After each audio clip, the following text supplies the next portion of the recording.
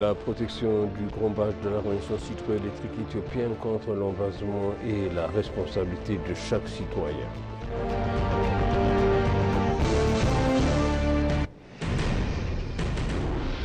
Les travaux de développement réalisés dans la capitale ont montré les bienfaits pour la communauté, a déclaré le patriarche de l'Église orthodoxe éthiopienne Toado.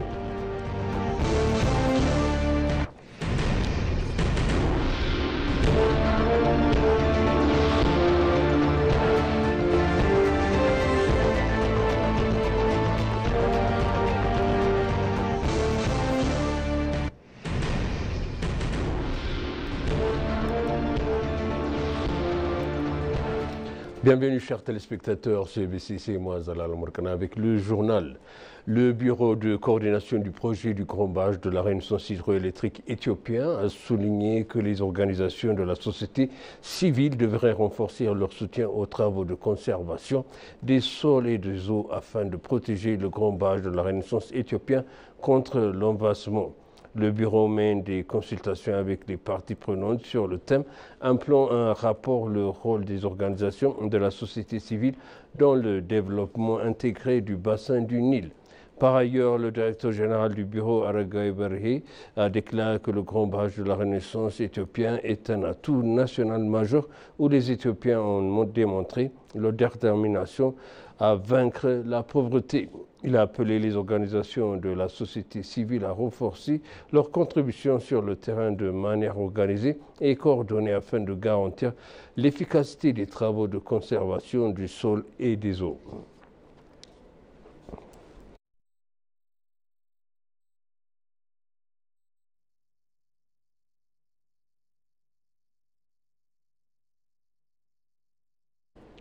Les travaux de développement réalisés dans la capitale ont démontré leurs bienfaits sur la communauté, a déclaré le patriarche des églises orthodoxes éthiopiens, Toado.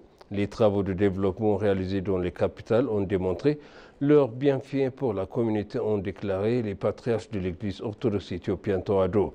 Ici à Addis Abeba, notamment depuis la révolution, de nombreux projets d'envergure dans le développement des corridors ont été réalisés et offrent des services à la population. Lors de la visite, l'archevêque de l'église orthodoxe éthiopienne Toado de Washington DC et des environs, sa sainteté Abou Fanuel, s'est entretenu avec EZ lors de la visite, a déclaré avoir vu des travaux de développement intéressants, bénéfiques pour la communauté.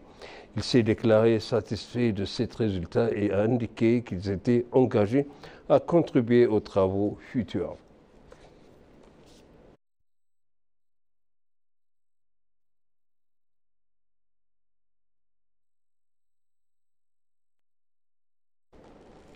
Le ministre d'État chargé du service de communication du gouvernement, Tesfam Gobezai, a déclaré que les résultats du travail de répression de la propagande dans le secteur des médias ont été enregistrés. Il a déclaré que le secteur des médias avait enregistré d'excellents résultats en matière de répression et de la propagande nationale au cours des 2 dernières années.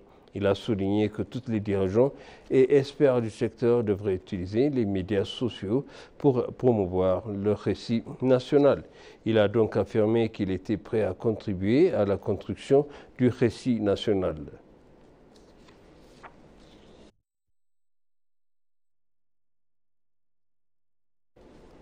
Le ministre d'État d'Éducation, Kora Touré, a noté que les résultats des recherches dans l'enseignement supérieur en Afrique doivent conduire à une transformation société et économique significative. La 23e conférence internationale sur l'enseignement supérieur privé en Afrique s'est tenue jeudi ici à Addis Abeba sous le thème « La profession universitaire et l'excellence des recherches en Afrique ».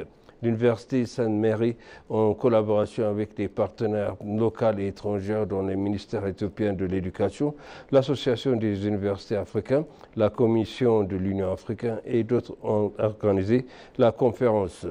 Le président de l'Université Sainte-Marie, Wendosen Tamrat, a pour sa part déclaré que les universités étant de plus en plus reconnues comme un moteur d'innovation, il est essentiel que le programme de recherche s'adapte aux réalités locales, a-t-il déclaré.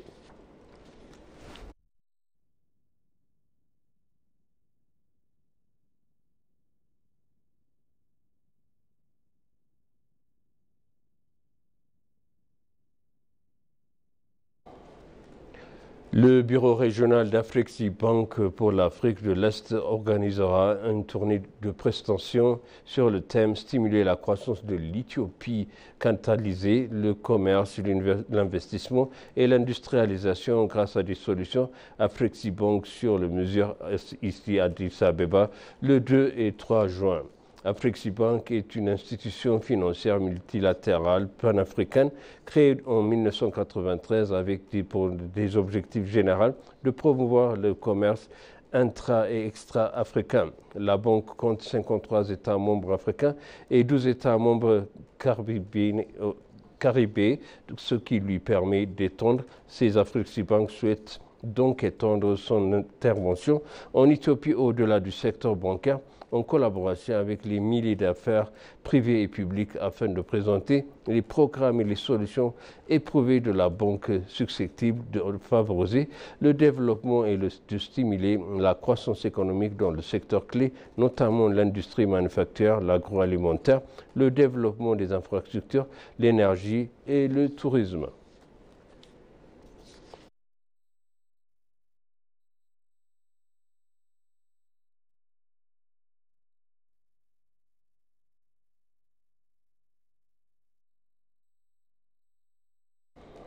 Et pour conclure, le journal L'Afrique du Sud accueillera la toute première réunion ministérielle mondiale des petites et moyennes entreprises, a annoncé jeudi un responsable gouvernemental.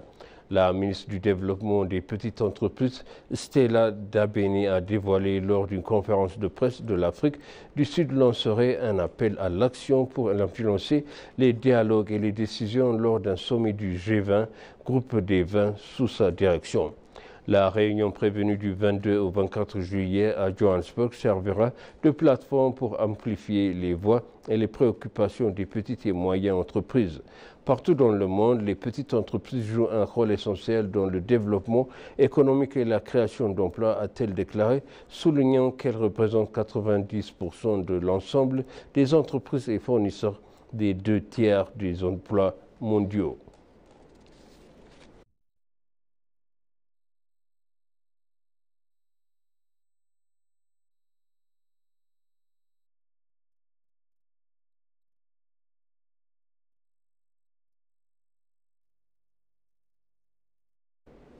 Et maintenant, je rappelle les titres principaux. La protection du grambage de la ressource hydroélectrique éthiopienne contre l'embassement et la responsabilité de chaque citoyen.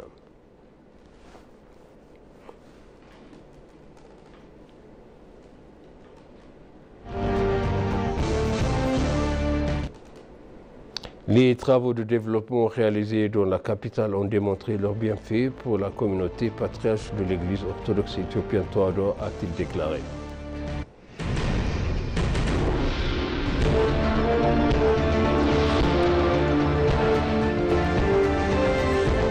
Chers téléspectateurs, sachez le journal, c'était moi Zalal Morkana avec vous, ici, une bonne suite de programmes et bon week-end.